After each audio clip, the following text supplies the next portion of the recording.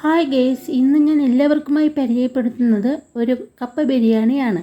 ആദ്യം ഇതിനാവശ്യമായത് നല്ല ഇറച്ചിയോട് കൂടിയ എല്ലിൻ കഷ്ണമാണ്.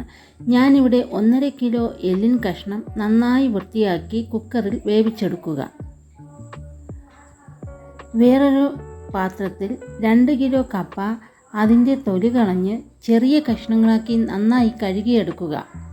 ഇത് ഉപ്പും ചേർത്ത് വേകാനായി അടുപ്പിൽ വയ്ക്കുക. ഇനി ഇതിൽ ചേർക്കേണ്ട അരപ്പ് തയ്യാറാക്കാം.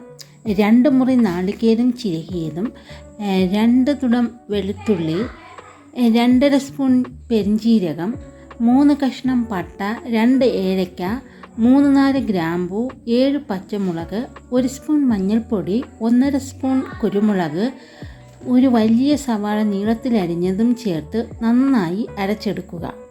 ഒരു വലിയ കടായിയിൽ ആദ്യം നന്നായി വെന്ത എല്ലു കഷ്ണങ്ങൾ ഇട്ട് അതിനു മുകളിൽ അരച്ച അരപ്പ് ചേർത്ത് അതിലേക്ക് നന്നായി വെന്തുവന്ന കപ്പയും 2 തണ്ട് കറിവേപ്പിലയും ചേർത്ത് നന്നായി എല്ലാം യോജിപ്പിക്കുക. നാവിൽ കൊതിയൂറുന്ന കപ്പ ബിരിയാണി തയ്യാറായി കഴിഞ്ഞു. കപ്പ ബിരിയാണി വിളമ്പിയാലോ? വിളമ്പിയതിന് ശേഷം അതിനു മുകളിലേക്ക് ഒരു സവാള ചെറുതായിട്ട് അരിഞ്ഞതും 2 പച്ചമുളക് വട്ടത്തിലരിഞ്ഞതും ചേർക്കുക. നല്ല രുചിയേറിയ കപ്പ ബിരിയാണി തയ്യാറായി.